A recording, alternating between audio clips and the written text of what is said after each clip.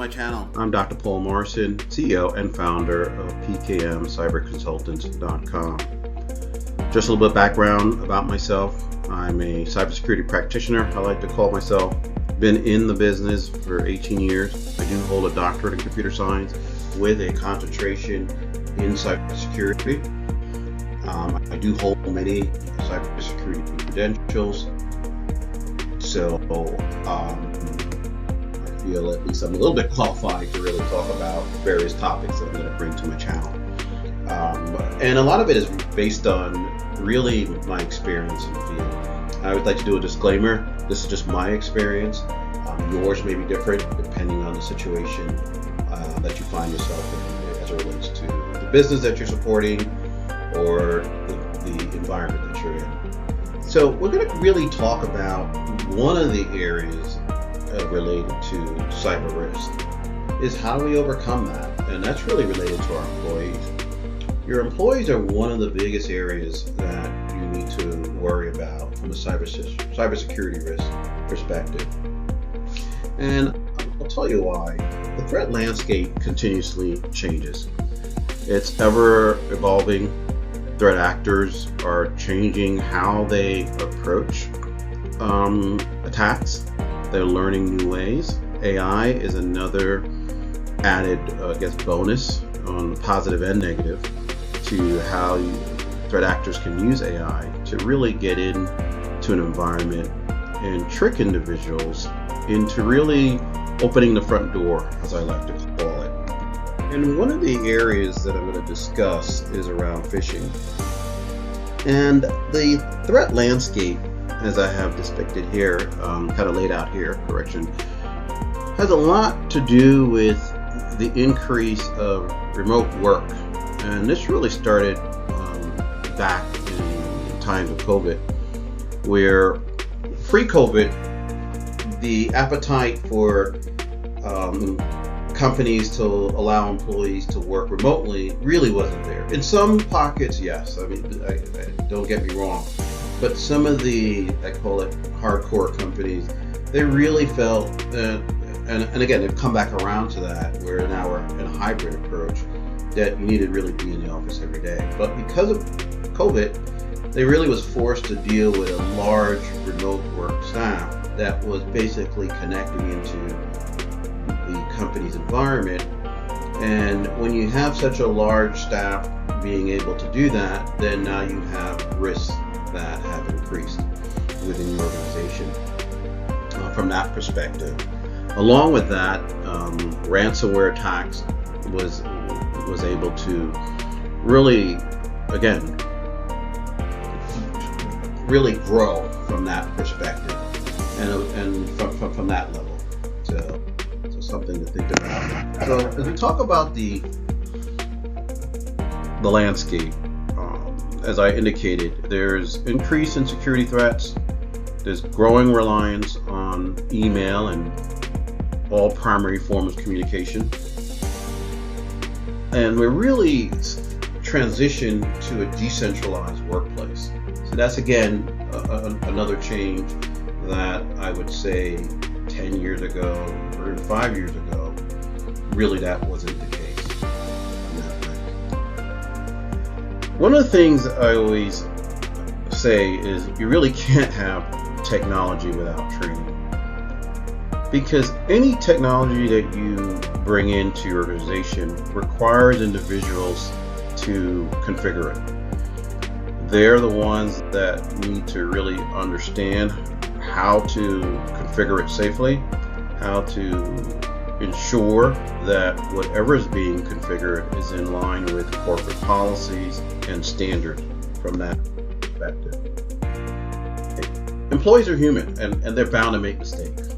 So security training can really help them avoid things like human error, weak passwords, failing to use VPN, improper data storage, sharing devices, failing to basically falling for emails, connecting to unsecure networks, and then downloading malicious attachments.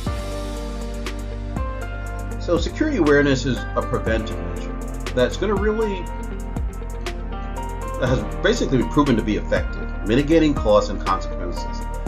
Really, it's important to take the time to train your employees. You could avoid business risks and disasters in the future. So if you think about what a data breach from a phishing incident cost your company, besides the loss of business critical data, as a halt in your business production, decrease in revenue transactions, compliance violations, as well as your reputation being tarnished, these all add up very, very quickly from that perspective. So it's something you either pay now or pay later, I like to say, that at some point you will pay. It's important that your training is really interesting. The more interesting it is, the more employees will retain the information and apply it.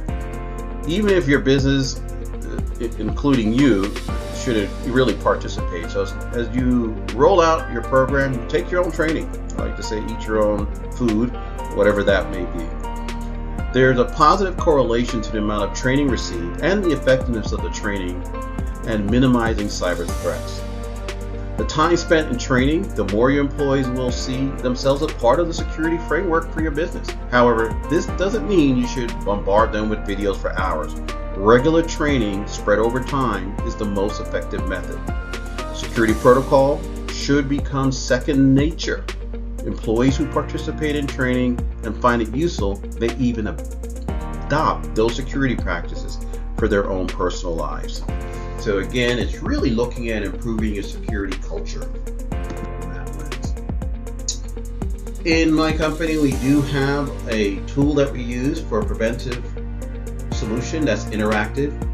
It's a combination of simulated phishing, gamification. All of these really adds a different lens on how an employee may really pick up on the training that they've learned, and depending on how they learn, because everyone learns differently. So gaming may be one method, or just normal training and just kind of laying things out might be another. But it's really coming up with various combinations to really train this time. So we have a platform that's with over 60 videos and lessons that we've developed to train employees. Topics include lessons like password management, email phishing, proper internet connection protocols, the list goes on. Almost any area of weakness that you could think of, there's a training for it. As I stated before, we understand the importance of training that is interactive and engaging.